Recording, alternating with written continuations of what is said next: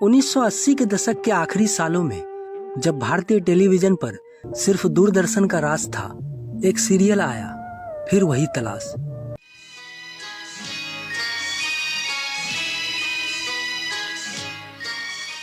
यह वो समय था जब कहानियों में सादगी थी, किरदारों में गहराई थी और हर एपिसोड में भावनाएं धीरे धीरे परत दर परत खुलती थी।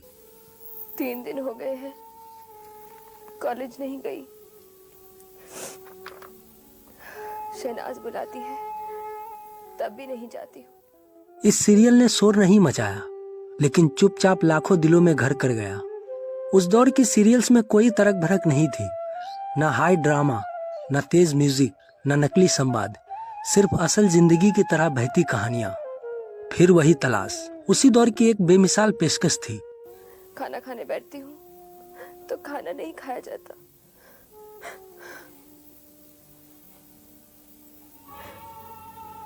अब तो नहीं जाओगे ना? अब तो नहीं छोड़ोगे ना मुझे अकेले? रेवती सरन शर्मा की लिखी हुई ये कहानी दूरदर्शन पर दोपहर के वक्त आती थी, जब घर की महिलाएं थोड़ी फुर्सत में होती थी और बच्चे टीवी से सीखते थे कि संवेदनशीलता क्या होती है। लेख टंडन के निर्देशन और रेवती सरन की कहानी में कोई बनाव नहीं था। सब कुछ इतना असली लगता था जैसे कोई कैमरा सीधे हमारे दिल की दीवारों पर चल रहा हो। सीरियल का नायक नरेंद्र एक साधारण ईमानदार युवक है जो छोटे शहर में पढ़ाई के लिए आया है। उसे शहर के एक रईस के आउट हाउस में रहने की जगह मिलती है और वही उसकी मुलाकात होती है पद्मा से। स्कॉलरशिप के सहारे आया था मैं यहाँ।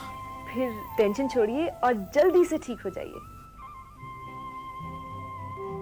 उस रईस की बेटी दोनों एक ही कॉलेज में पढ़ते हैं और धीरे धीरे एक खामोश रिश्ता बनता है। ना तो नरेंद्र बोलता है, ना पद्मा कोई इशारा करती है, फिर भी उनके बीच कुछ था जो शब्दों से परे था। लेकिन जिंदगी इतनी सीधी नहीं होती, हालात उन्हें अलग कर देते हैं। पद्मा की शादी किसी और से हो जाती है और नरेंद्र उसकी जिंदगी से दूर हो जाता है। इस गंभीर प्रेम कहानी में एक हल्की फुल्की शोखी लाती है शहनाज, पद्मा की सहेली, जो जिंदा दिल है, खुलकर बोलती है और मोहब्बत को छिपाकर रखने में यकीन नहीं रखती। कैप्टन सलीम, जो उससे प्यार करता है, कहानी को एक और मोड़ देता है। सीरियल की खास बात यह थी कि वो सिर्फ नरेंद्र पद्मा की कहानी नहीं थी, बल्कि उसमें समाज, परिवार, दोस्ती और रिश्तों की परछाइयां भी शामिल थी। हर किरदार को जगह मिली। नरेंद्र के पिता वीरेंद्र सक्सेना, पड़ोस की लड़की तारा, हिमानी शिवपुरी और कई छोटे मगर असरदार रोल्स। आज जब दर्शक फिर वही तलाश को याद करते हैं तो उनके चेहरे पर मुस्कान और आंखों में नमी होती है। किसी ने कहा, मैं सिर्फ 12 साल का था जब देखा, लेकिन आज भी उतना ही पसंद है। किसी ने लिखा, बचपन में छिपकर देखता था, आज भी वो गजलें कानों में गूंजती है।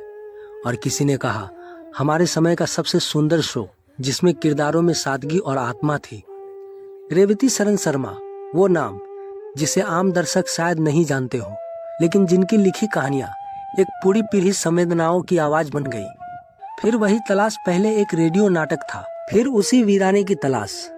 नायक नायिका का नाम तब राजन और रमा था, जो टीवी पर आकर नरेंद्र और पद्मा बन गए। रेवती सरन जी ने खुद को हमेशा रेडियो वाला ही माना। वे कहते थे कि रेडियो पर लिखना श्रोता की कल्पना से जुड़ने की कला है, और शायद इसी वजह से उनके लिखे संवाद सीधे दिल में उतरते थे, बिना ज्यादा शब्द खर्च किए। उनका लेखन उर्दू की मिठास, हिंदी की साफ गोई और थिएटर के अनुशासन का संगम था। फिर वही तलाश की एक और बड़ी ताकत थी इसका संगीत और शायरी। हर एपिसोड का अंत एक शेर से होता था, जो कहानी के भावनात्मक बिंदु पर आता और पूरा असर छोड़ता।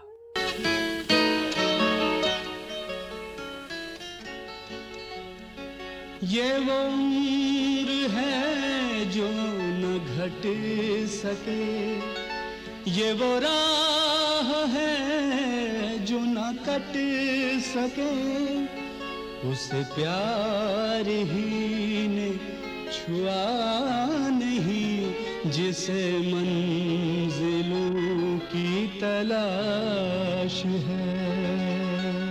उदाहरण के तौर पर, वो जो मुद्दों मेरे साथ था, वो जो मेरा दाहिना हाथ था, मेरी जिंदगी से निकल गया, मुझे आसरों की तलाश है, या फिर जहां सच के चेहरे दिखाई दे उन्हीं आईनों की तलाश है।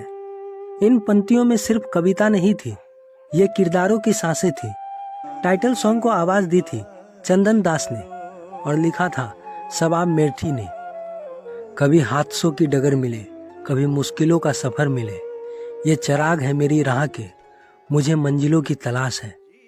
कभी हादसों की डगर मिले, कभी मुश्किलों का सफर मिले। डॉक्टर अश्विनी कुमार, जो खुद पेशे से डॉक्टर थे, उन्होंने नरेंद्र का किरदार इतनी सहजता से निभाया कि लगता ही नहीं था कि वो अभिनय कर रहे हैं।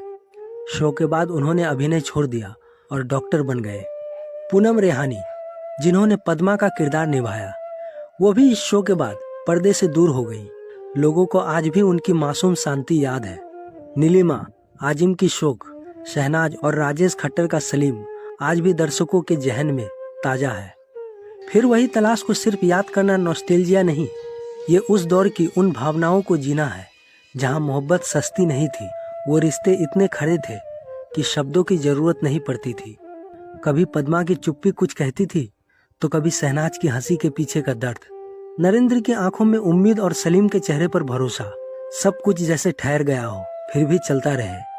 और अंत में जब रमा यानी पद्मा कहती है, बहुत से सफर सितारों के साथ कटते हैं, तेरा सफर भी ऐसा ही सही, तो लगता है जैसे हमारे अपने अधूरे रिश्तों की कोई गूंज सुनाई दे गई हो।